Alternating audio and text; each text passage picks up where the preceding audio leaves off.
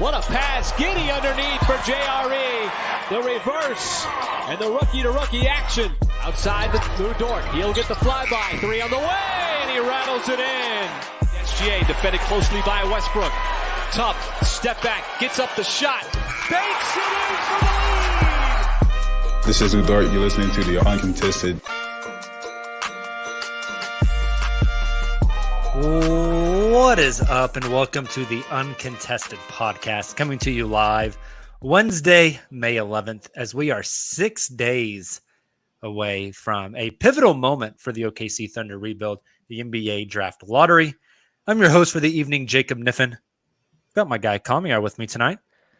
I'm just hanging out and waiting to be maybe disappointed like we all were last year. Yeah, I'm trying not to think about it. I've also got JD Silva with me. Fellas. Gentlemen, we started to get ready for this podcast, and the Boston Celtics were up like 14. And now it looks like they are going to lose Game 5 in Boston. Yeah, it's over. It's over. They won. Oh, is it officially over? Yeah, that Drew Holiday block on Marcus Smart with like 4 seconds left was it. What a bunch of nerds. They totally got up and they were like, this game's over. And like, while Giannis is on the other team, right? like as if the MVP hasn't been on the other team. And yeah, that's what happens when you don't take playoff basketball seriously. Like, you have to play every minute of the damn game.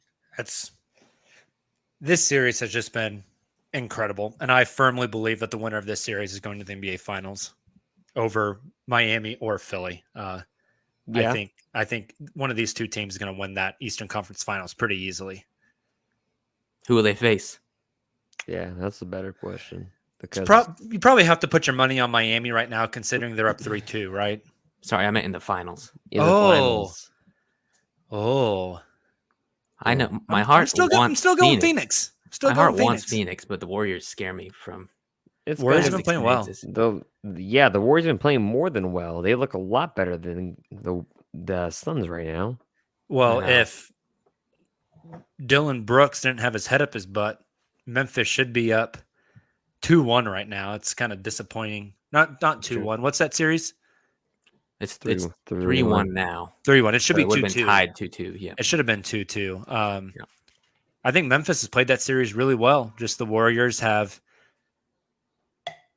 know how to win in the playoffs, and I don't know if Memphis is there yet with all those young guys. They haven't experienced this yet. Mm-hmm. And Jaw's out for till next season. At this point, so really sucks for them. Yep. Kamiar, Silva, we have, like we mentioned, the NBA Draft Lottery approaching, a pivotal moment for the Thunder rebuild. So what I wanted to do tonight, we only have one more podcast before the lottery balls fall and we know where the Thunder will be selecting. So I wanted to start off the show tonight looking at the top 15 in this year's draft, and this is kind of arbitrary because we don't know if this will be the top 15. We're taking a guess here, but I wanted to look at these 15 players and for us to come up with comps for them. I know that player comps are like subjective and they're never right. I think just as human beings, we like to comp things to something we already know. So by no stretch of the imagination are we like saying these players are going to end up like this. I think comps are kind of unfair, but I think they're also insightful. So I want to comp these top 15 this year, see kind of what type of players we think they're going to end up like, and then evaluate which one of those players fits best for the next puzzle piece in Oklahoma City. Okay. So I didn't know if anyone wanted any sort of follow up with that. Okay, let's just get started. Sound good? Yes, I that was listening to sounds this- fantastic. I was listening to this sound in the background. It sounded like someone's MacBook was like updating or something. I think we're good now. It's my rocket ship. It's launching Yeah. into outer space. All right, first I got player. Let's start at the bottom and work our way up, shall we? We'll start with player number 15 on our list, which is Ochai Agbaji. If you get now, I guess we have to determine how are we comping these guys. Is it like I don't think we should comp their absolute top of the line ceiling because I don't think that's really fair. Like most players don't hit the very, very highest ceiling they can. But what type of player like we think 75, 80, 85% of their ceiling is like what we imagine they will end up looking like in the league. Yeah, the most I've watched of is it Ochai Agbaji Ochai. Okay, Ochai Agbaji. The most I watched of him was in the Final Four and in the championship game with Kansas, of course. I was looking to see like what kind of juice he had as like a primary scorer. Didn't see a lot. I think in the NBA he's gonna slot in early on and be I don't know if I should say 3-and-D, but a good defender right out of the gate. I know the Ringer has him compared to Jay Crowder. That one seems fair. I don't know if he's going to be as big as Jay Crowder and be able to guard guys as big as the guys that Jay Crowder guards. Do you guys feel like that's a fair comp for him? Jacob, you may have watched more of him than I have. I have not. I imagine Kamiar has maybe watched the most because I haven't watched much of him. Kamiar keeps up with Big 12 basketball way more than I do. Yeah. So I imagine Kamiar maybe has a little more insight into him. Yeah, I have to just by the nature of like what I do, but like I'm not a big fan of Obagji. The Ringer says his comp is Jay Crowder, but the guy is 6'5". He's not very thick. Jay Crowder is like what 6'8", pretty thick. I mean, of course you can put that muscle on, but you can't grow 3 inches. Oh, I guess you could, but he's not a freshman. The guy is in his senior year. He's already 22. He's older than most of the Thunder roster. And that's another reason why I wouldn't spend any time thinking about him in that first round and in general for OKC. But no, somebody, I mean, like maybe Thabo Sefolosha. You got a guy that solid on defense, very, very solid on defense, but at the same time, not a thicker guy, not a very massive guy, even though Thabo, I think, was like 6'7" So maybe a shorter Thabo, streaky shooter, but not a guy that's going to get you 12 points a night. He's going to be more like a guy that gets you like 6, 7, and 1, but plays great defense on the wing. That's good, the kind of guy you're getting in him. Yeah, I also wonder how close is he to his ceiling already, considering that age, Kamiar. There's not as much of a runway with him. I think he's almost at where he's going to be. I don't like the Jay Crowder comp because that's a little too big. I don't know how tall Jay Crowder is. Isn't Jay like 6'6", 6'7"? Yeah. Yeah, and he Something like guards that. 4s. Jay Crowder guards 4s. I don't know if I think Agbaji is going to guard like 2s. Yep. I think.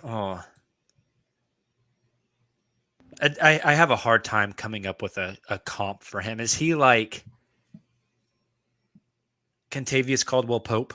That's kind of what I was thinking. I was thinking someone like that, or like Derek Jones Jr., somewhere in that range. Yeah. He seems like a guy that, I mean, they have him projected around pick 17. A team like the Jazz could actually use, since they don't have like hardly any decent to good perimeter defenders outside of like Royce O'Neal. So I think he could come in and help a team like that. But kind of like you were saying, he's probably already close to what his ceiling's going to be. Yeah, I think he's a career role player / bench guy. Is that fair? Would you guys agree with that? He starts on the right team.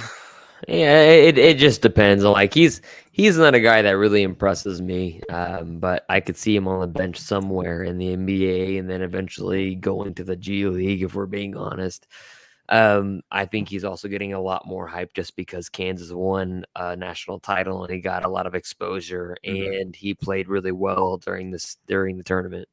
I think that's fair.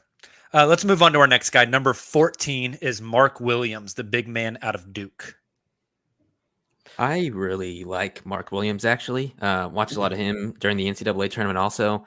I think if the Thunder could end up with a guy like that later in the draft, that would be awesome. I think the team he ends up on is going to be huge for him. They have him comped to Robert Williams. Robert Williams is awesome. And I think Mark Williams could eventually be that. But I think it might take a while. And he is a little bit older as well. I believe Mark Williams is a sophomore. He's Almost 20 and 21. a half already. To me, Mark Williams is a defensive guy, a play finisher. He looks a little thin to me, even though he's at 240. I feel like he can put more muscle onto his frame. Mm-hmm. I know this comp's been made a lot with him, but style of play, I just see DeAndre Jordan here. A guy that you never want dribbling the ball, a guy that's not going to play make or anything. Basically, a guy that can finish lobs, can rebound, can block shots, and can guard within 10 feet of the basket and just be a rim deterrent. See, I think he. How much have you watched on him? I mean, I've watched a handful because I watched a lot of Paulo. And so by nature of watching Paulo, you also see guys like Trevor Keels and Mark Williams and AJ Griffin and stuff as well. He moves his feet well, I think, on the perimeter defensively. Like, I think he'll be able to contain out there a little bit. I mean, I don't think anyone's philosophy is ever going to be like switch everything with him. I don't see him being like a super versatile defender. I mean, he's 7 foot, right? He's got a 7'7" wingspan. The guy is, from what I've seen from the film I've looked at, because I just watch a ton of college basketball. He's more than capable of course, he's not a guy that you want dribbling the ball and driving the ball, but he's more than capable, like being like in that Steven Adams, Nick Collison role, that you'll be able to take actually a couple of like productive dribbles into the paint. He's a dude that's going to crash the glass and get you a ton of offensive rebounds. And he's also a dude that's going to run in transition and get up lobs. So like you're getting a solid defender, a guy with the massive wingspan, and basically a guy that could be somebody like I don't know how much he weighs. But you're getting a guy that, 242 pounds. So you're getting a guy that could fill out to about 270 if you wanted to, and really be something special as a defensive force in the league. But at the end of the day, that really only puts him at like JaVale McGee at some point, which is made a career in the league. Yeah, maybe a good comp. I kind of like the JaVale McGee one, but not dumb. Like not early career JaVale. Yeah. Because JaVale's good now with like Chris Paul, and he's gotten older and matured, Yeah, he he just had to end up with the Warriors. Was with the Warriors and got on actual good teams with good coaches with great chemistry that involved teamwork instead of like Malone when he was with Denver, right? Was he with Denver with Malone, or am I wrong? I don't know. He started out in Washington in a bad situation, and then just kind of went. He became the star of Shaq. Am I crazy, or I thought McGee played in Denver? Am I? He did. He did. He's played on a lot of teams, though. It's hard to keep track of all of them. Like you go to a culture like the Warriors, and then you go to a culture like the Suns, it's going to take your game to another level. 100%. But I think his passing ability is okay. I wouldn't say it's great, and that's the whole thing about his game is that he can dribble a little bit, but his passing game isn't very good. His hands, just in general, at the NBA speed, it'll take him a couple of years to catch up. I think he if he played in his substantial minutes in his first year in OKC, if you were to be drafted by them, you would think he was Kendrick Perkins as far as like having hands made of rocks instead of actual trying fingers. to catch the ball with fists. Yeah, pretty much. And that's kind of where I'm getting that from him. But I mean, he's like a rim protector. 7 foot, 7'7" wingspan, Mo Bamba shot blocker kind of guy. Mm-hmm. Can dribble a little bit. Has got a little bit of higher IQ just by playing at Duke. And again, getting all that exposure once again in the NCAA tournament. Yep, and he did have a good tournament. I think at the end of the day, his most achievable ceiling is like a role-playing big man in the league, who's good against certain matchups and sometimes is not going to be on the floor in favor of playing small, which is nearly every big man in the league, unless your name is Embiid or Giannis or Jokic, right? Yeah. At some point, we'll sign a contract for 8 to 10 mil a year, and that'll be it. Just be on that contract for the rest of his career. Next up, number 13. We've gone 15 minutes and talked about two guys. Usman Jang. Silva, give me your thoughts on Jang real quick. All right. I know you love this guy, so tell me if this is way off base. Okay, so he's 6'10", taller than I thought he was, actually. Is a young, maybe more defensively versatile Gallinari too much? The dude think that's is interesting. garbage from the field. He lays more bricks than like all these towns in Oklahoma that get demolished by tornadoes. There's no way. Like the book on him is the second half of his season. The first half in New Zealand, he was awful, like really, really bad. And the second half is when he started to turn it on, play better, play out of the pick and roll a lot more. I don't know if Gallo is the right comp for him. I think he moves a little bit better than Gallo, especially defensively. I'm looking at, we've been using the ringer a lot. I think Kevin O'Connor does a great job on his shades of, I don't know about the Brandon Ingram shades. I think that's just because of the skinniness and the height of him. He can run a little bit of pick and roll though. He's a pretty versatile defender. I think this is one's kind of a throwback, but KOC also has prime Chandler Parsons, like pre-Dallas Mavericks Chandler Parsons. I think that one's kind of interesting.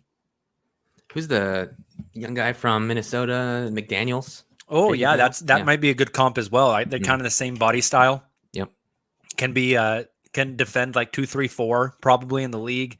And he's really young. He just turned 19 years old. So dude just reminds me of a different like body style of what Jeremy Grant is.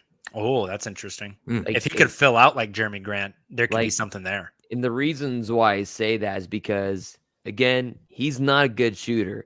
Now, like in like Jeremy Grant in his early years at OKC, even when he was with OKC, because he played with Russ, right? You were just getting spot up threes.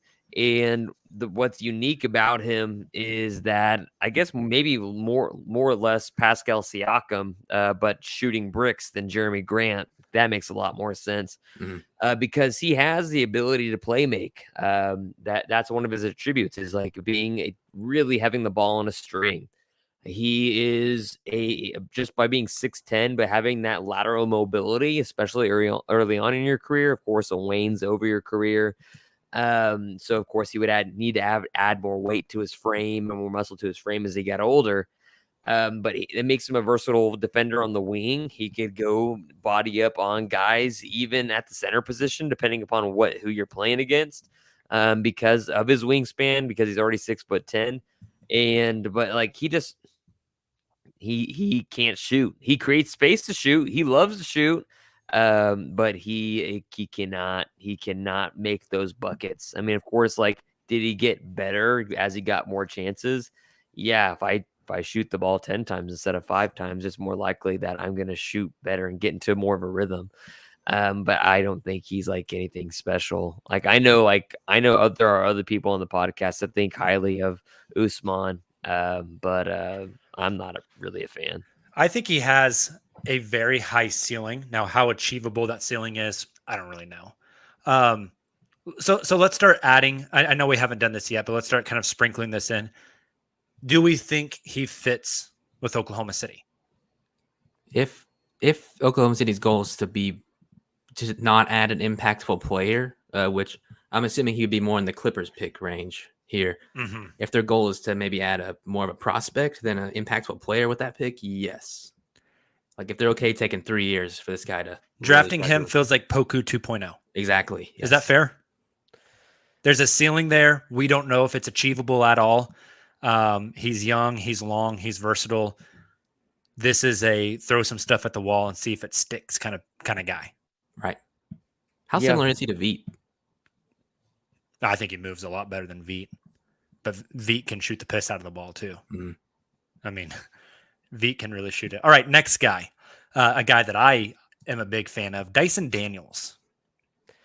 How much stock do we put into him as a fit in OKC with him being Australian? Check mark number 1 for Sam Presti. Yeah. I already have a Dyson Daniels comp locked and loaded and ready to go. Dyson is 6'6", 200 pounds. He's only 19 years old. Shot a whopping 25% from 3 in the G League. More of a playmaker slasher type of player. Dyson Daniels is what Dante Exum was supposed to be. Okay. Australian point guard, lanky, have some bounce, has some athleticism. Mm-hmm. Now maybe Dyson ends up just like Dante Exum and doesn't pan out and just can never find it. But to me, he's Dante Exum 2.0, and you just hope this time it sticks.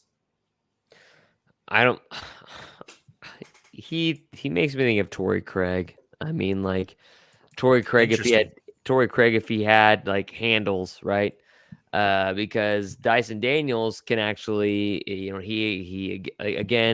he has some really good ball skills, handling the ball, passing the ball. But like the whole deal about him that makes him really special about it in particular is that he is a really, really, really versatile defender. He can defend all over the court despite only being 6'6". He hustles, he just hustles so much on the court. And he's like an energy. He seems like an energy guy to me. He doesn't seem like he's gonna be actively always playing. Maybe like a limited bench role, like 13, 14 minutes off the bench. But like he doesn't seem like a guy that's really any special. And of course, then he's like at the end of the lottery, so that would make sense.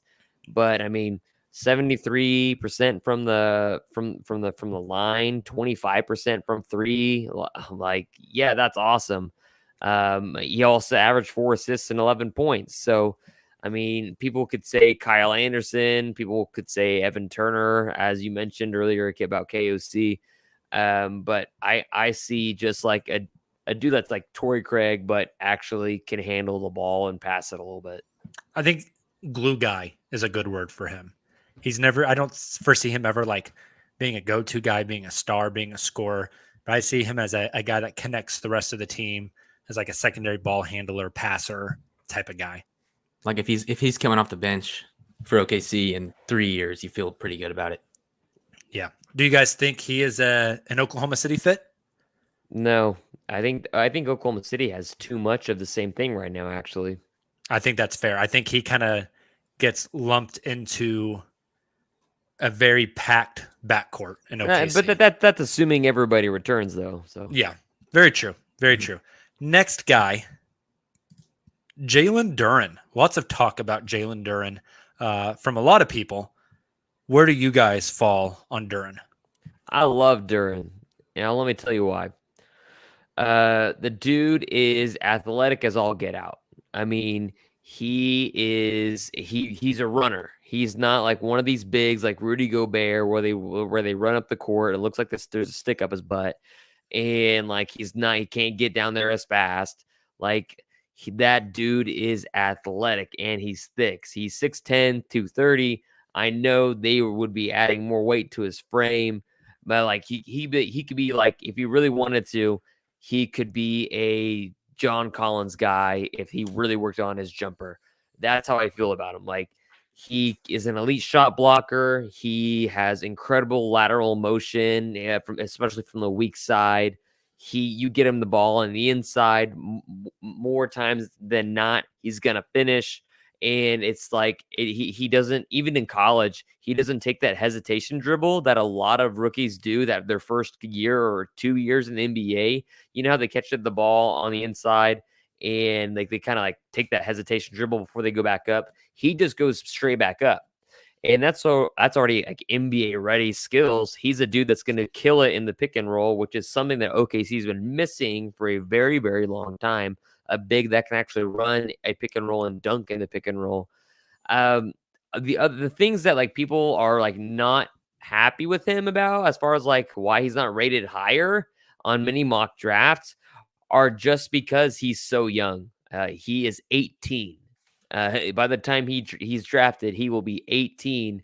And so there will be a learning curve, but he certainly has the tools to be something pretty special that I'm on board with. I've been adamant about it for the entire time that I need a big wing, like he could play the 4 if they wanted him to, or small ball 5 or just 5 in general, just seeing where he goes because he's an excellent passer as well.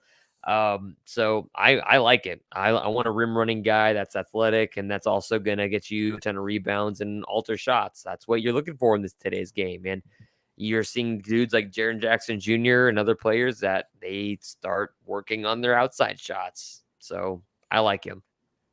I think there's a chance that he can shoot it. I think there's been some signs, some moments where it looks like there's a little bit of playmaking, catching it down low, drawing the double team, and doing that wraparound baseline pass to the opposite corner. Some hints of some high basketball IQ in there, not just I'm super big, so I'm going to overpower everybody. And Kamir, I think the biggest thing, you mentioned it, he's supposed to be a senior in high school right now. He wasn't supposed to come to college until next year. God, why am I going blank? What's it called whenever you move forward a year in order to you skip a year? Well, there's like some specific term that I'm struggling to grab, but yeah, he basically he went to the college ranks a year early in order to get this experience. Now, Memphis struggled really bad early. They got better later on in the season, especially on their tournament run.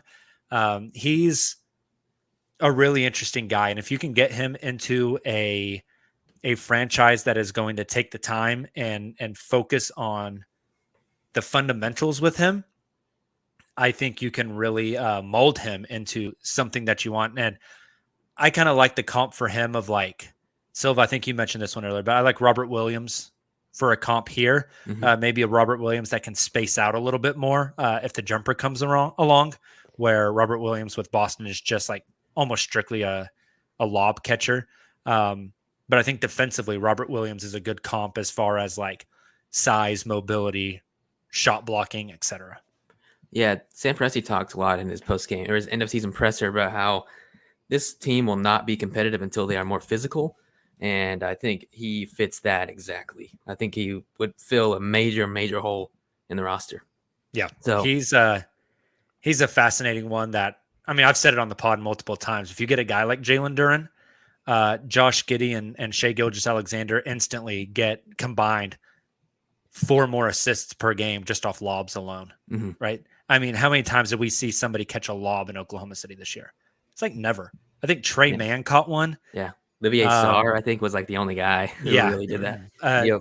Somebody like a Jalen Duren could be a big time lob threat, get really easy points off the feeds of Josh and Shai.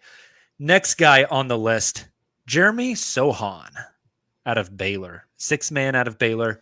I guess I'll kick us off with this one. Sohan, the vibe, just as far as the energy I get from him, is like, maybe it's just because the dude dyes his hair a lot. I get some Draymond Green, Dennis Rodman, bad boy, just like F's with everybody. He's going to push, going to shove, going to bite, going to tug on your shorts, going to talk a lot of trash type of vibe from him. I don't know. I think that's kind of fun. I think he's going to be the kind of player in the league where 29 fan bases are going to hate the piss out of this guy, and whoever has him on their team is going to love him. I think it'd be a ton of fun to watch him play in Oklahoma City too. I don't know what that means for. I think that probably says a lot about what they think about Darius Bazley if they draft him. I mean, maybe he can play the 5 in certain sense. He's 6'9", so he'd be playing up a little bit in height wise. But I think he would be awesome on this team. They compare him to Ben Simmons and Draymond Green, both of whom are excellent passers. Do you think he has that in him? No, I hate it. I hate the idea of drafting this dude. He is like that was the question I asked you guys to talk about on the pod the other night.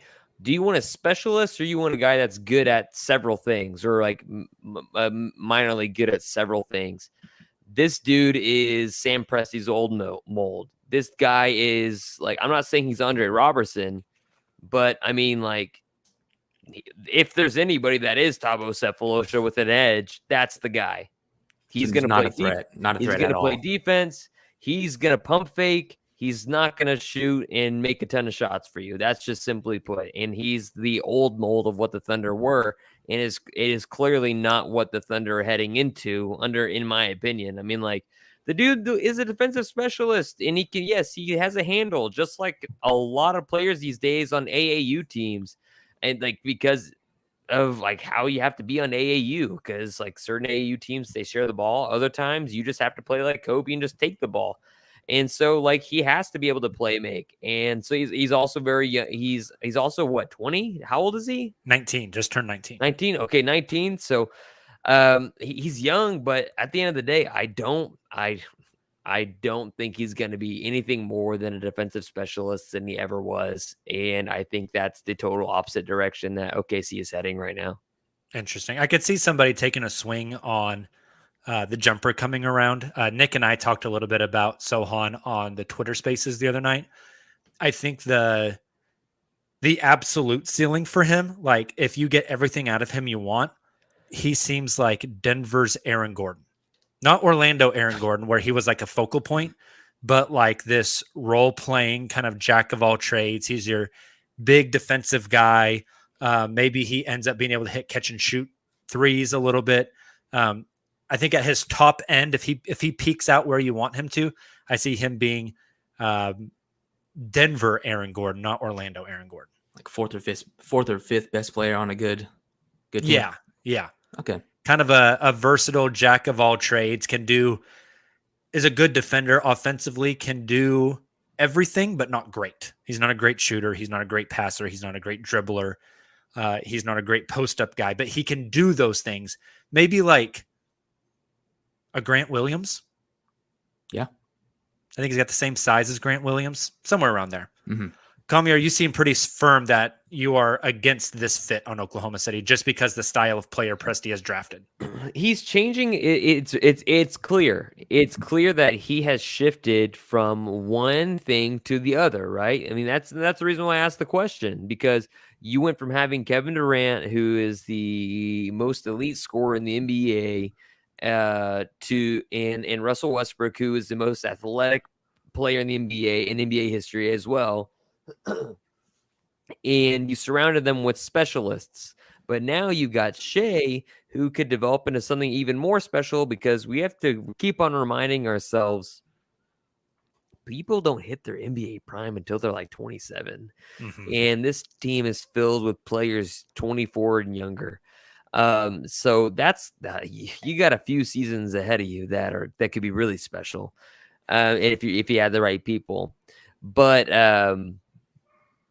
yeah, there's no way. I mean, like, this team is going in the way of specialists, and not specialists, but guys that can do several things well. Versatility. In versatility, but also because I think they found out the hard way that, yes, although you have specialists, those specialists don't necessarily move the ball well. They don't necessarily see the court as well, as far as being like a ball handler, passing the ball, etc., getting those extra assists, because those Chris Paul years and these past 2 years of tanking, you've seen a totally different system. You've seen ball sharing going like crazy. You don't see Shea being leading the team in assists. You see Giddey, but you have other people not far behind because of the system they play in, and that doesn't happen when you have specialists. That's fair. Let's move on to maybe my least favorite guy, Keegan Murray. Not a fan. He, like, if you already have JRE. Yeah, I've seen a lot of people comp Keegan Murray's ceiling to Tobias Harris. That's what I was thinking too. And a lot of people say, "Hey, that's a good player. If he's productive like Los Angeles Clippers Tobias Harris." That scares the crap out of me, because you know what happened to Tobias Harris? He got maxed. Yeah. And maxing a guy like Tobias Harris, nothing against Tobias, but maxing a guy like Tobias Harris to a 5-year full maximum contract, is what kills your books and lowers your ceiling as a team. I'm Puts you in a just, bind. and he's older. I don't know how this works, but this man is, I'm trying to find him on the sheet here. He's almost He is a 22. sophomore who is 22 years old. Yeah. Yikes. Like, he's an elder statesman. He's not high on my list. I don't think he'd be high on the Thunder's list. He feels born to be an Indiana Pacer, I totally agree with that. This guy screams Indiana to me. just like Chris Duarte did last season. Mm-hmm. Do we have to talk any more about Keegan Murray? Can we move on? Yeah, we can move Okay. on. Here's an interesting one. Number 8 on our list, Johnny Davis, the combo guard out of Wisconsin. I don't mind this guy. He could be like that sixth man guy that comes off the bench is like a microwave kind of scorer. He can make tough shots in the mid range. I know he was only 33% from 3, but I think he can really improve. He's kind of like a playmaker. Like, he's not afraid to do step backs, like Dion Waiters kind of stuff, even though that's not his build yet. He is 6'5". He's 195. He averaged 20 points and eight rebounds. He's lengthy though. Like his wingspan, I think, is like 6'8", somewhere around there, 6'8". But like the main issue is that he's not a defender. Like, and of course, to get on to play on OKC, you need to defend. That's what took a lot of players off the court this year. So I think if OKC took him, it would be in mind as an offensive microwave that they could mold into something special, but also teach him how to play at least positional defense. But as far as OKC, like, it seems like one of their main priorities all the time is, can you play defense? Because defense travels, shot making doesn't always travel. That's a big part of their philosophy. So I don't know if he'd be a good fit in OKC just because of the philosophy. That's fair. Silva, if the Thunder drafted Johnny Davis, say he's there at 10 and they trade 12 and something else to move up to 10 to grab him, does he come into Oklahoma City already ahead in the pecking order of Trey Mann? I don't think so. They're about the same size. They are. Kind of the same type of player. I think Trey's got a lot more wiggle to him. I think it's a lot easier to put Trey in a lineup than it is to put Johnny Davis in a lineup because of the shooting. Like, I don't know if Johnny Davis is that much of a modern NBA player, so it's harder to fit him into different team landscapes. That's interesting. I think of all the players we've talked about so far, Johnny Davis has the most star potential of the ones we've talked about so far, not the ones yet to come. A comp for him, I think, is like just his style of play and the kind of the tough shots he takes. He's like 70% of Dwayne Wade. Right? Nowhere near like the impact player of Dwayne Wade, but the style of play, I can see some Dwayne in there. That's why I said Dion. Like, he's not efficient. He's not as efficient as D Wade, but he wanted to be known as Kobe Wade. Remember? That's Dion's nickname for himself. So, like, he's not a consistent 3-point shooter, but he could be like, he could go like Dion was. He played well in OKC, especially from the corners. And if that's the only threes you're asking him to make are spot up threes in the corners, that's the easiest shot in the NBA. That a corner three, it's the shortest distance from the basket to get the maximum amount of points. And he's already shown the ability to play make. That's his whole deal. That's his bag. It's just he is not good defensively. Yeah. And it's not physical limitations, though. I think it was because he was such a high priority on that team as an offensive scorer. You can only play so much defense, but at the same time, that I think that's an excuse that gets overused because the same was said of Buddy Hield, and his defense isn't very great either. Yeah. I could see him being a Spur. Yeah, I could see that. That makes some sense. Let's move on to our next guy. Another interesting one, Benedict Mathurin out of Arizona. I have a comp for this one that I'm interested to see how you guys feel about it. I think I like how you said Benedict instead of just Ben. I'm giving the man his respect. I think Benedicts get bad names because of the Arnold guy. Like, Yeah. Benedict Arnold during the Revolution. Cumberbatch is thriving these days. That is true. Yeah. All that's right, true. Ben Matherin. We'll just call him Matherin. My comp for him is single season OKC Victor Oladipo. There's a lot of bounce, a lot of athleticism. He's not going to be a lead guard. You probably feel better about him cutting, finishing on the break, shooting some spot up threes. There's some defensive upside in there. I don't think he's like all NBA Indiana Victor Oladipo. I think it's closer to Oklahoma City fit into a role Victor Oladipo. So you need him to be on the same team as Russ in his rookie year. That way, the next season he is incredible. There you go. Except in this case, Russ is Shai Gilgeous-Alexander. Yeah. Right. I kind of like this fit. Like, I think he'd slide in nice at the 3 for Oklahoma City. Yeah. I think there's some upside there from what So I understand then- of him. He's got like a rough background. Is that just hopefully- is that just a bench roll then? It 'Cause- could be. I mean, if he hits his absolute ceiling, I mean, he could be, maybe he develops more into a, I don't know, So then a Paul George-esque type player. I was going to But say Jalen Brown. I don't this- think, I don't think he gets there though. That's assuming that then you're talking about like OKC roster development and players will be missing by then. Yes. Okay. Gotta go And to just the right everything place. hits right for this kid. Because I think he's interesting. Yeah, no, I agree. If he's there at 12, because that's what's likely to happen with that Clippers pick, not 12, but wherever they're at 12, right? Yeah, 12. Okay. If he was there at 12, I'd be pretty happy. If he's there at 12, you take him, in my opinion.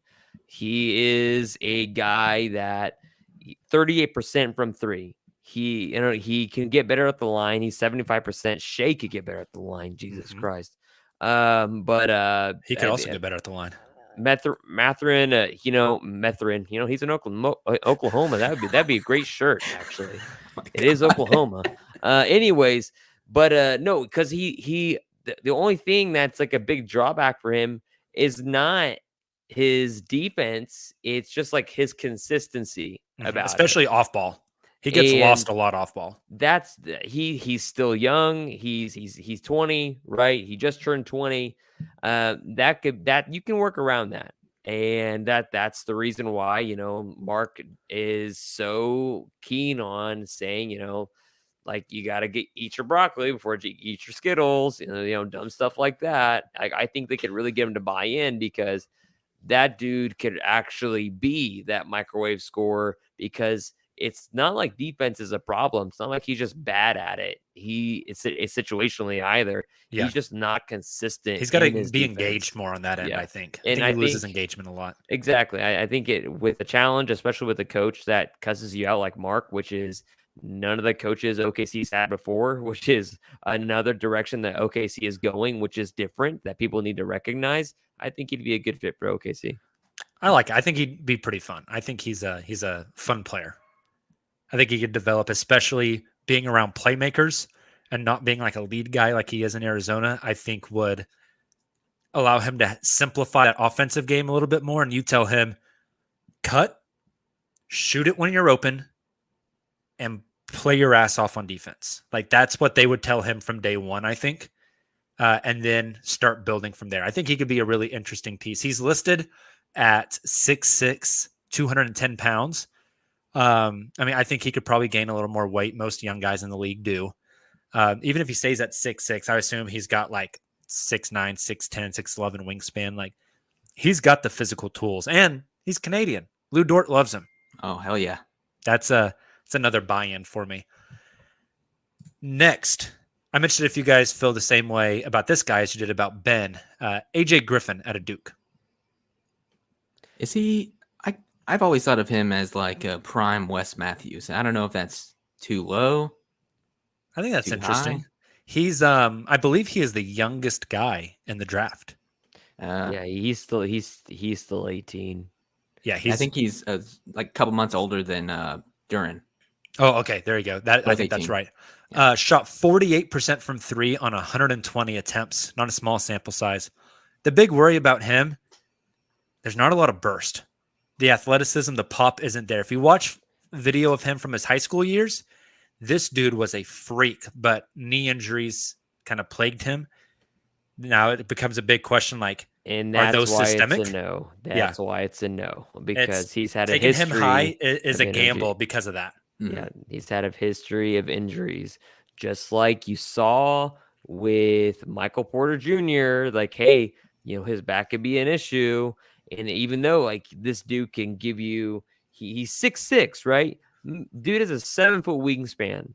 Mhm. That's 225 wild. pounds. That's wild. Big. He already looks like Jimmy Butler. And so, like, Yeah, he he could does. play so well on the wing. He as a defender, nearly 50% from three overshoot. Like, that's wild too. But it's just like Man does the splits on his load up. He spaces his legs out so damn wide. it's you want to stay away from the whole injury thing because Michael Porter Jr., that was a concern, and it's like come to fruition. Like, how many times in the past have there been injury concerns that didn't come to fruition and that weren't issues? So, Comier, tell me this then. Let's say he slides because of injury concerns. At what pick is the gamble worth it? At the end of the lottery. Is 12 too? If he was there at 12, would you be willing to take the risk? No. There's no way. Could pick Duran. Silva, what about you? What pick is the gamble on the injury history and the possible loss of that athleticism worth it for you? Yeah, I guess it depends who would be there at 12. Like if I'm choosing between him, Dyson Daniels, and I don't know, Matherin, probably lean towards Matherin. But if Matherin is not there, then I'd probably go AJ Griffin. I like him more than Sohan, for example.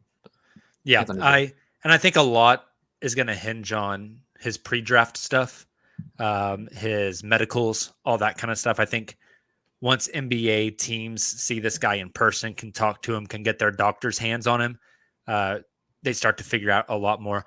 I'll tell you, hypothetically, what this kid is, if the knee is okay, I think fits like a glove in Oklahoma City. I mean, you have totally. Shea getting downhill and kicking out to AJ Griffin. I mean, that's just Splash City. And again, physically, I think he's already NBA ready physically for a wing. I mean, Comier, you mentioned it, 6'6" with a 7-foot wingspan, 225. Like, just visually, he looks like he plays in the league. So he's an interesting one for me. I just think so much hinges on the health and the medicals and the pre-draft stuff. Before we finish up, we have how many more guys to go? Just our top 5. Before we get there, though, let's take a quick break to tell you guys about our ads for the week. What's up, Thunder fans? This is Jacob from the Uncontested podcast, and I'm here to let you know that we have fully redesigned our merch store to get you the best Thunder swag available. Just visit cottonbureau.com and search the Uncontested podcast to find all of our new designs. That's cottonbureau.com and search the Uncontested podcast to find new drops like Josh Giddey's Wizard of Oz or an ode to the Trey Man step back. We've also got all the classics like Dortal Combat, Liu Tang Clan, and everyone's favorite MVP, Shea Gilgeous-Alexander. The best part? You can get any design and the style of apparel you want. So if you're gearing up for the summer and want a tank top, needing a hoodie for the winter in Australia, or you're wanting a Pokemon onesie for your baby, we've got you covered. Make sure to go to cottonbureau.com and search the Uncontested podcast to get your new Thunder gear today. And we are back. Number 5 on our list. One that's going to be impossible to comp because none of us have ever watched him play any meaningful basketball. Shaedon Sharpe. Mm-hmm. Silva, give us your expert analysis on Shaedon. He is Jamal Murray. No, I really have no idea. Here's what I think. I think if he interviews with Presti and in the front office. It goes well, and Presti takes him with whatever lottery pick they get. I will feel good about it because you just have to trust that it went well. You have to trust Presti knows what the hell he's doing. That's really all we can know, you know. Is there any chance that this kid does any of the testing at the combine? No. I say yes. I don't see why he would. I would think there's enough hype around him already. Like, to me, it's the same argument as him going back to Kentucky next year. Like, I think it will only hurt him unless he can like have a 48-inch vertical or some stuff. You know, it's so hard to comp this kid. You know, we've been referring back to the Ringer a lot here. When you look at the Ringer's comps on him, they have a Paul George, taller Bradley Beal, or Jalen Green. Like 3 different players. Hell yeah. Sign me up for all 3 of those. You know, it's just, he hasn't played competitive basketball since he was a senior in high school. You know, we don't know what he's going to look like against similar athletes. We don't know how he's going to hold up defensively. There's so many questions that, Silva, I think I'm on the same boat with you. You just got to hope that if the Thunder take him, you just have to put trust in the front office that they know what they're doing. Yeah. I only say yes because that he shows up to the combine, because the dude hasn't, like, you haven't seen him all year. You don't know what he looks like. What film are you going off of? Yeah, just individual workouts, I guess. He's going to go in individual workouts, one on chair. Individual workouts. Everybody looks good in an open gym. Andre Robertson looks good in an open gym. That's why I don't think he would do anything that would make him look possibly not good, or have somebody say, "Oh, maybe that vertical is a little lower than we hoped it would be." Like, I see him doing one-on-none workouts because it's impossible to look bad in a one-on-none workout. And so, like, that would be a situation like you guys are like, hey, yeah, you have to trust Presti. And that would be a situation where OKC would have to bring him in for multiple workouts and including team workouts, right? Mm-hmm. I would think because like that's just the thing that would have to happen. Because just like, because we can't say, well, Presti wouldn't do that. The guy that's decided to sit out of basketball because, well, Darius Baisley sat out of basketball for a year. It's a really good point.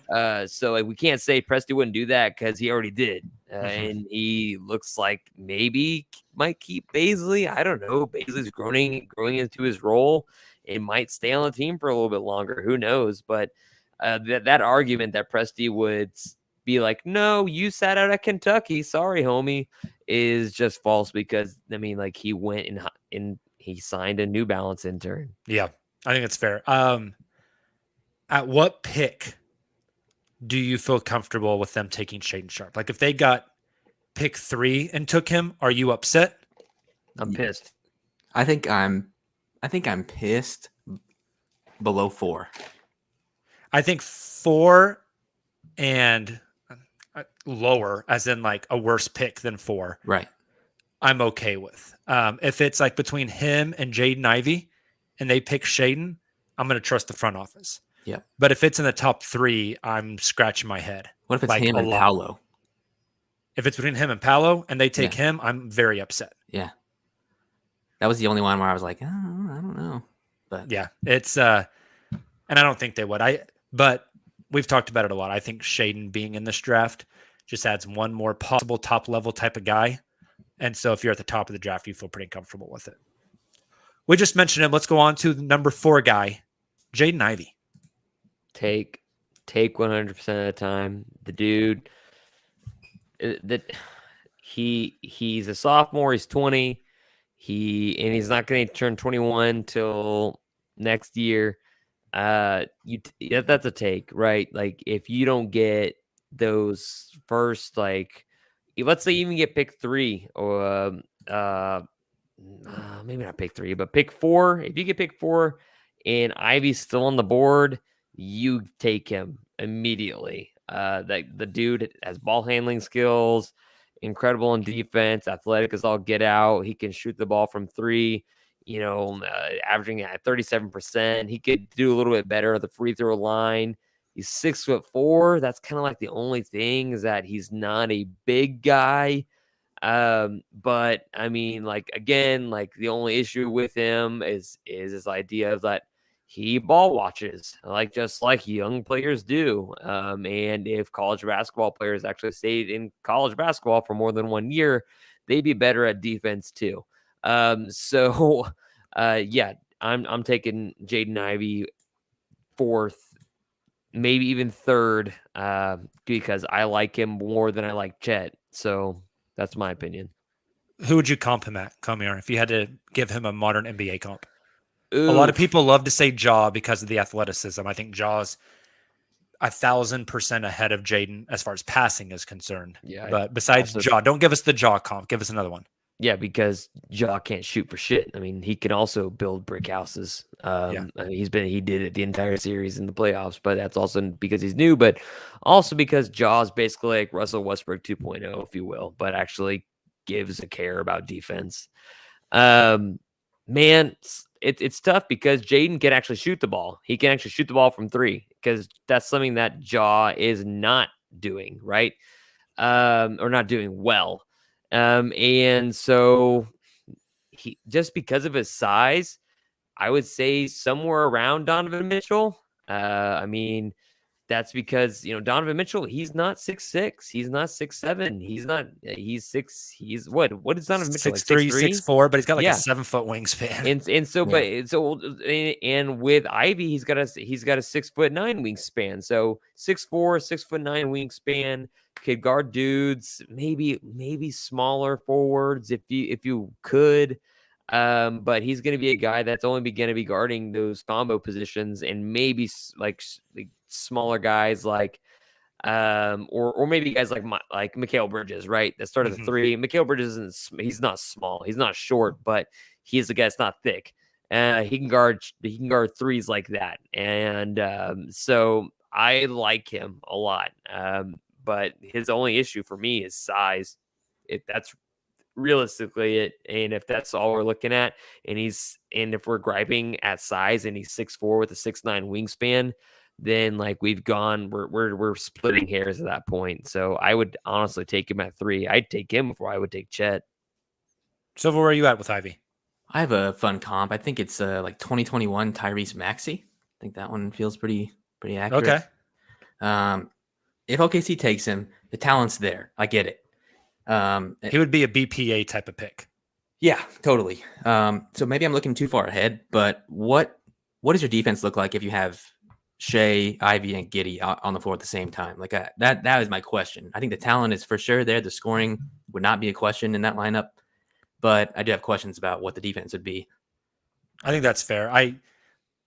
You can get away maybe stealing Ivy minutes at the 3, but that's it.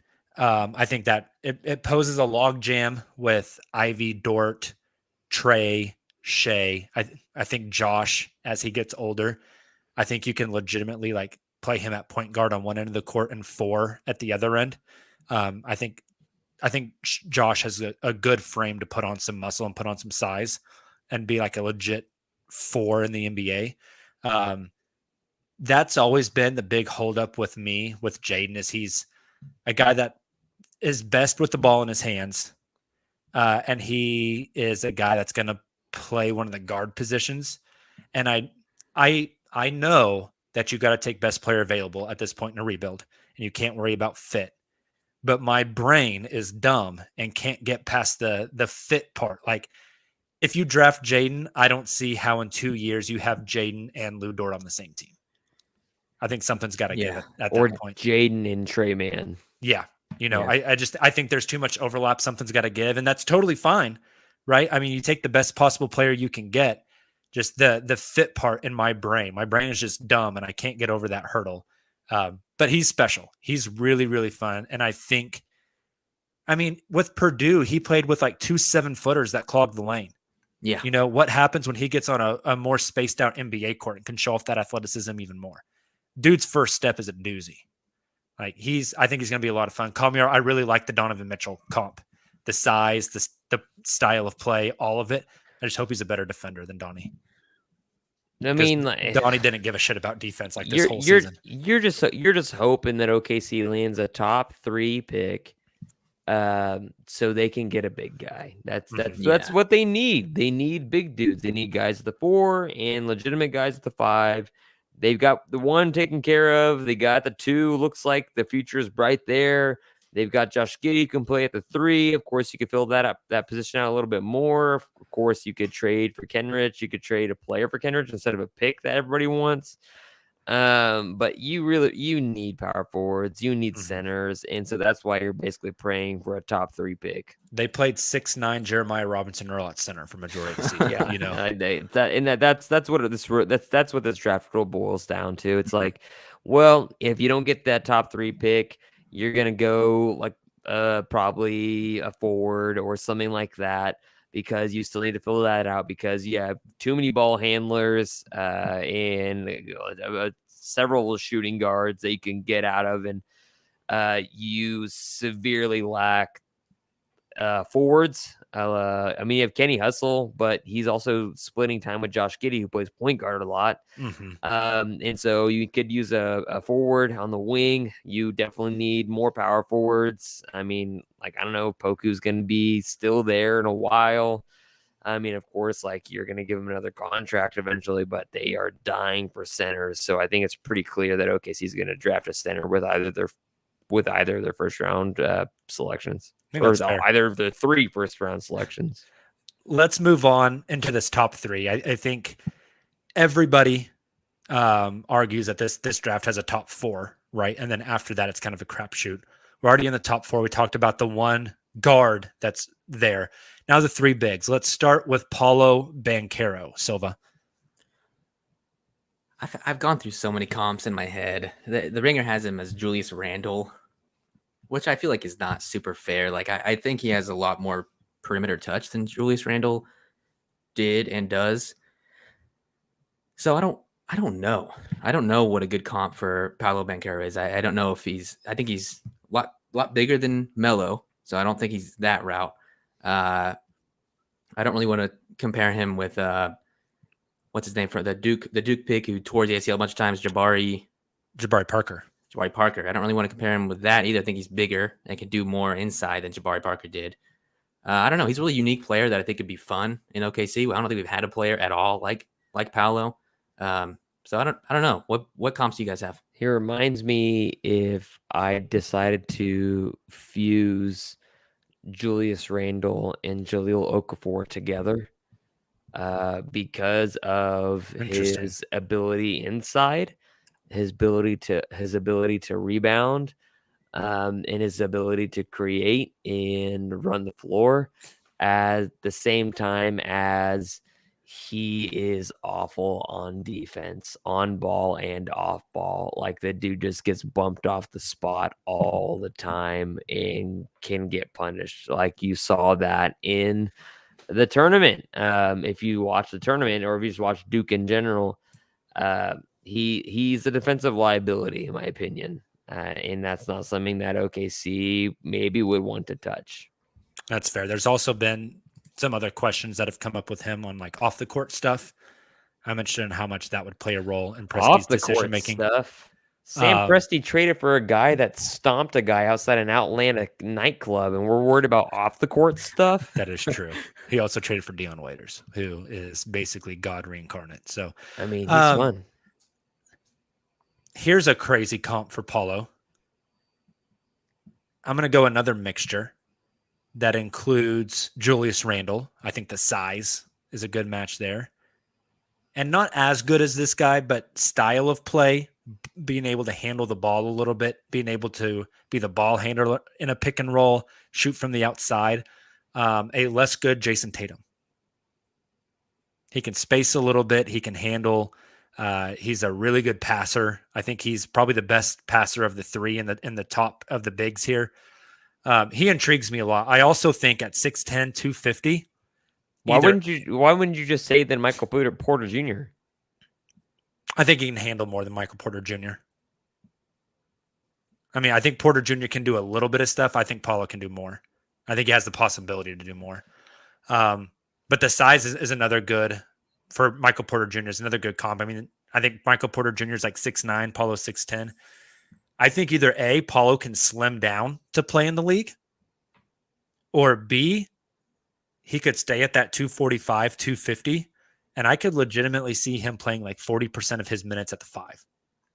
That's what I was going to ask. What position? What is I his think he NBA plays position? the 4, but I think you can downsize, slide him to the 5.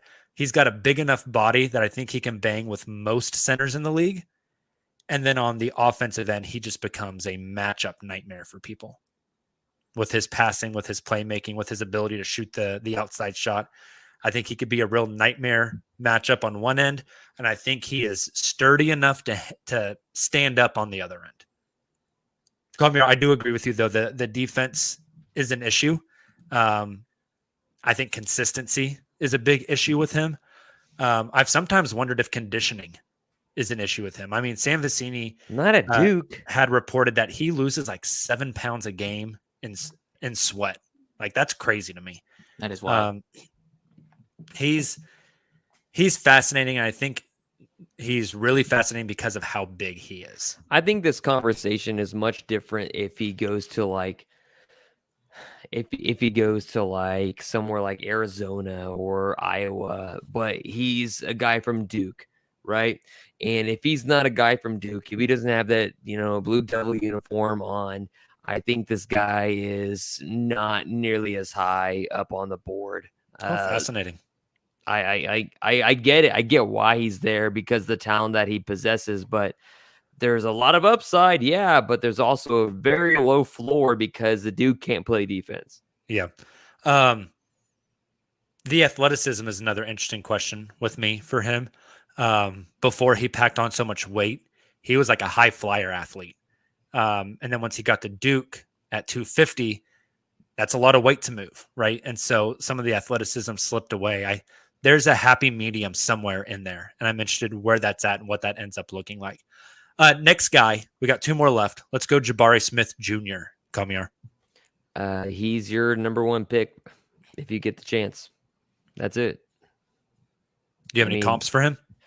Comps? I mean, like, he's 6'10", he's 19 years old. I mean, he like where do you I can't think of a comp right now because I mean, like, O'Connor's telling me Michael Porter Jr., but that's not true because Michael Porter Jr., wishes the dude, he's not that great on defense. And Jabari Smith Jr., that's one of his strengths. Like, he's a tone setter on defense.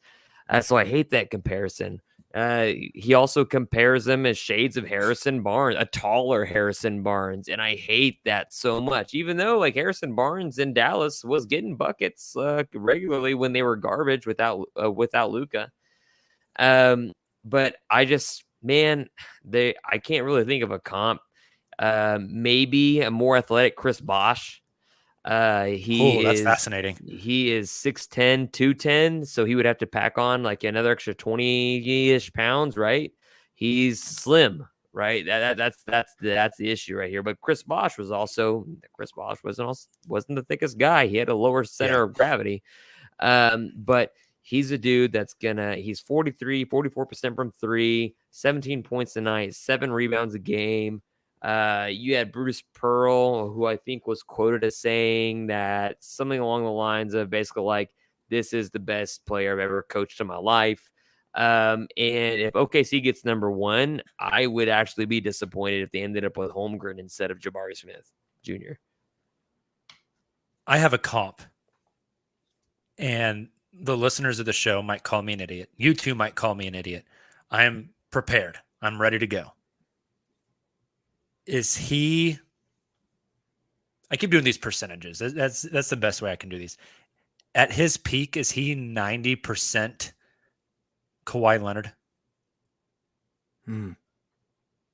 He's bigger though, right? So what is Kawhi 6'7", 225, Jabari 6'10", 210 right now. I think Jabari in 5 years his playing weight will be 225. I think that's probably pretty fair. Do you guys think that adds like 15 pounds? Yes. I think if the 10% that you're missing there is all shot creation, I think. But I don't think that's insane. That's my worry with him is he can shoot the piss out of the ball. He typically can't create his own shot. He can rise up over anybody because he's 6'10".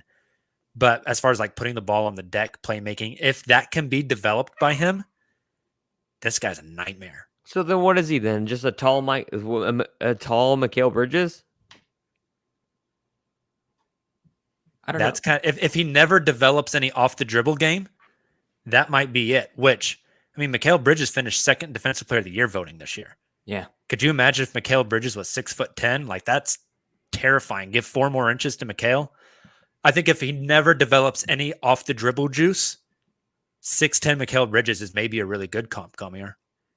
And if that's a really effing good player. It's way better than the comp that I was going to say. What were you going to say? Just something so stupid. I'm ready. I want to hear. Fired up. I was going to say third team All NBA Bobby Portis. Dude, I hate Bobby Portis. But I love that comp.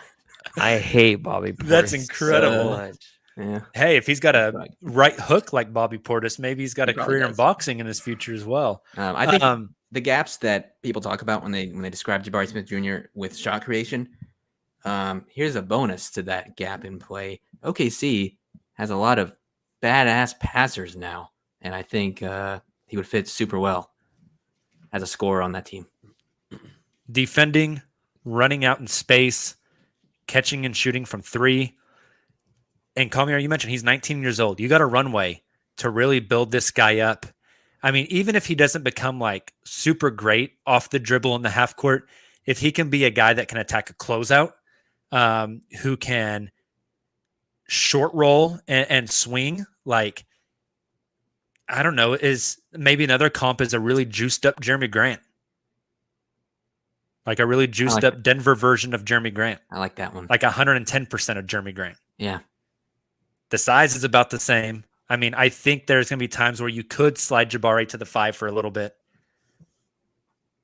Less questions, way less questions about whether or not he's going to be awesome than, to me, Paolo or the next guy we're going to talk about. But to me, I also think I'm interested if you guys agree with this. Of these 3 bigs that we're going to talk about, we talked about Paulo. We're on Jabari. Chet's coming up. I think Jabari has the highest floor. Like at worst in the league, he is a starting level player who can shoot and who can defend. Mm-hmm. Right? I think his floor is very high. Winning player for sure. All right, let's move on to our. Well, I mean, we haven't been talking about fit, but I think the fit is undeniable in Oklahoma City with this guy, right? Yeah, this guy fits almost anywhere. Yeah. And the holes that Oklahoma City has, Kamiar, you mentioned bigger wings / like big, shooting, a versatile guy. Like he checks all those boxes, right? I think he fits pretty seamlessly on this team. Shot looks really good. Yeah, it's a very, very like aesthetically pleasing jump shot. Mm-hmm. Silva, our last guy on the board. Take us away with Chet Holmgren. What a polarizing player, Chet Holmgren, in the state of Oklahoma. Looks like he was born in a lab to play for Sam Presti's new vision of a basketball team, I think. But a lot of questions, particularly when it comes to like physicality. I talked earlier about how Jalen Duren would fill that role for Oklahoma City with being a big physical dominating presence. I think Chet's not going to be that for a few years. I think he's going to be super useful. Maybe like every player I'm going to compare him to, I'm going to say skinnier and then that player. So like if I were to say skinnier Chris Stapps, like what kind of player is that? A useful player, yes. Maybe not one that's going to come to fruition for 2 to 3 years, which kind of lines up for what Oklahoma City wants, I think. Well, I've seen a lot of Rudy Gobert comps. A lot of bulking up's going to have to happen for that. Rudy was older when he came in the league, but he also weighed like 30 pounds more than Chet. Right. So, I don't know. A lot of questions. I was talking to Kamiar before the show started about what kind of athlete is Chet Holmgren. I didn't watch him all that much outside of the tournament, so I don't know. Like, is he going to run the floor and catch outlet passes from Josh Giddey? Like, is that going to be his future, or is he going to be a guy that has a hard time stepping out beyond 10, 15 feet? I also think there's this question of, and it's impossible to answer, right? We're just going to have to see how it plays out. As he puts on weight, if he puts on weight, like he'll put on some weight. Mm-hmm. Can he get to the level where you want him to? I don't know if his frame can hold that. But I think his strength defensively right now is obviously blocking shots and the versatility defensively. But as he gets bigger, does he lose that foot speed, right? That allows him to play that really like switchy hedge and recover type of defense. I mean, it just the laws of physics, the more you weigh, the slower you move, right? And so what does that trade-off look like? Offensively, I think he's a very interesting player who can theoretically shoot. He can pass a little bit. He can play pick and roll. But the frame is the biggest thing here. You guys know the title of the conference that Gonzaga plays in? Jacob, Yes, and it just escaped me. Literally just escaped me. I can name a bunch of conferences, and at some point I'll get that right. I'm not good with conferences in general. Do you even know the acronym? No. Again, everything's escaping me right now. Go ahead and enlighten us, Is it Kalmar. ACC? The WCC. That's all you need to know. yeah. Have you ever heard of the WCC? No. And again, so Chet got a little bit exposed in the NCAA tournament when playing against teams that were not a part of the West Coast Conference. That's all I needed to see. That's all I needed to see to make my decision. If OKC gets number 1, they should be taking Jabari Smith Jr. over Chet Holmgren. Chet Holmgren is a talented player on offense. He's the guy that played guard growing up and then hit a massive growth spurt and another massive growth spurt, so he can dribble the ball relatively well. But like at the same time, you're not going to be dribbling in traffic at being like 7 foot whatever. That's not how the NBA works these days, because people are going to be swiping your hands in the lane. Great passer, can shoot from 3, can spread the floor. Awesome. Fantastic. He can block shots. Yeah, he's taller than everybody else on the court. He can block shots and alter shots like Rudy Gobert. But at the same time, man, it's the Rudy Gobert Shaq argument that Rudy Gobert said he could guard Shaq, which he's full of crap. There is Shaq no would way. put Rudy in a grave. Oh yeah, exactly. As much as I hate Rudy Gobert, like any big that you put in front of him is going to get inside positioning on him, just because the dude doesn't even weigh 200 pounds. Yeah, I think he plays the 4 for a while. I think that too. That's wild. What you what you're gonna have a guy that is 7 foot at the 4 in this modern NBA, and you want to run are you trying to is OKC's future half court sets, or is it running in transition? It's going to be like a Jaren Jackson situation in Memphis, where he has a hard time playing the 5 because he gets out muscled and he fouls the hell out of people, which I don't know if Chet's necessarily going to have that problem, but you're going to want to play him next to a much bigger guy for a while. Kind of like Jaren and Steven. Right. I think Chet has the widest outcome of these top guys. Mm-hmm. I think if he hits the ceiling, it's really high. And I think the floor is really low.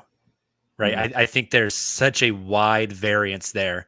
That's why, like, I can see teams taking Chet number 1, and I can see some teams who on their big board probably have Chet at like 6 or 7. Yeah. Right. I think there's going to be a very wide variance. I think he's is he the most polarizing, like, top end lottery pick in the past 5 years? I don't know about that one. I'd have to look back, but probably there are a lot of questions. It's the frame question. Like I don't remember a lot of questions about frame in regards to Chet. Like Zion, there are questions about how he looks like an NFL player, but that's a different conversation. And like that's an NFL player, you mean center or defensive tackle? And that's the thing is like coach. I talk about like how like OKC needs a center so bad and needs big men so bad, but what kind of big men are you trying to cultivate? Are you trying to get a guy that's going to be a 4, that's 7 foot, that, is a shot blocker and doesn't really make too much sense at the 4, if you're being quite honest, as far as his skill set, because he's not Jabari Smith Jr. He's not Paolo. He's not dudes that are going to run the floor that fast. He's not going to run in transition. So, like, what kind of style of offense are you playing? Are you just going to play pick and roll all day? If you're just going to play pick and roll all day in the half court, then sure, go for Chet, right? Go for Chet. If you want to run in transition, then go for Jabari. Yeah. My favorite outcome in this draft for Oklahoma City is they get 1-12 and they're able to trade 12 up to let's say 9. And they end up with Chet and Jalen Duren. I was thinking about that as a guy next to him, you would want. The polarization of those two, I just think Jalen is the ultimate physical freak, right? The long arms, the dude just looks like chiseled out of stone. Chet looks like the inflatable man swaying on the highway. I mean, and to put those two next to each other, I just think would be wildly entertaining. Would it work? Maybe. The Poku comps are uncanny to Chet, and I don't know if they would be, friends immediately, or if it would be like a stepbrother situation where they are rivals, pure rivals. It's fascinating. It is definitely fascinating. All right, well, we hope you guys enjoyed our comps of the top 15. I hope this maybe helps our listeners have a better sense of what type of guys are going to be available. And hey, we will know what range the Thunder are in 6 days. I'm not nervous at all, guys. I'm just going with the flow. That's I'm kind of nervous. What they all say. I could care less. I'm trying not to worry about it because it's a lottery. You can't control anything. All right, Silva, bump that outro music. Let's play us out. Thank you guys so much for joining the podcast. Hey, Friday, we'll be back with another Twitter Spaces. So make sure to follow us on twitter.com. Join us on that. Sunday, our last live stream before the draft lottery. So join us 9 p.m. Sunday on YouTube. And then we will be live next Tuesday, immediately following the draft lottery, with our thoughts, our breakdowns, where the Thunder is picking, what the top 14 look like. Maybe we'll even do a mock draft that night to kind of get in the sense of where the Thunder might be picking at. Until then, you guys have a great rest of your week. Take it easy, and we will talk to you soon. Until then, and as always, Thunder up.